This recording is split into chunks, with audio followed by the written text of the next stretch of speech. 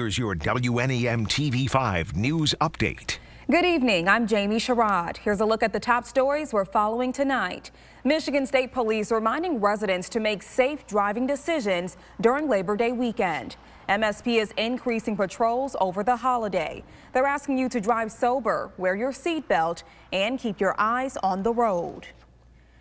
Bay City State Park also seeing big changes during the pandemic. Campers are now required to wear masks inside buildings, but that hasn't stopped people from enjoying the great outdoors. Park officials tell TV5 the campgrounds have been busier than years past, and they've seen more campers coming on weekdays.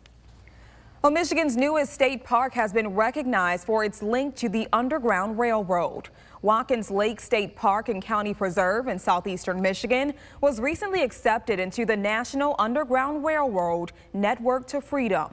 The Watkins farm was owned by early settlers who strongly opposed slavery and helped protect a man who escaped enslavement in Kentucky. The Saginaw Valley Naval Ship Museum U.S.S. Edson has announced Chief Mike Kegley has died. People who work closely with Kegley says he worked tirelessly to bring the museum ship to Bay City and devoted his life to making things happen at the museum for more than 23 years. The museum has set out naval flags spelling out Mike's name to remember his many years of service. Well, now here's Bryan with a look at your forecast. Well, thanks very much, Jamie. As we prepare to roll into Labor Day tomorrow, it's going to be a bumpy ride to get there as we move on into the overnight period. What, of course, has been a pretty quiet Sunday is going to take a stormier turn as a storm system here that's ducking into the high plains here tonight. It doesn't look like a whole lot right now, but we're going to be looking for a large complex of strong to even severe thunderstorms developing to our west and then sweeping into the region later on in our Sunday evening and on into the overnight period. And a few of those storms could be severe by the time they arrive. Looks like that arrival really starts to pick up in earnest around 10 p.m. Those storms then continue to overspread the region through midnight. 1 a.m. we're looking at large areas of heavy rain with a lot of these storms, intense winds likely with these as well as frequent cloud to ground lightning. The storms will continue to march south and east even through the 4 a.m. hour. We're starting to shift the focus closer to the I-69 corridor.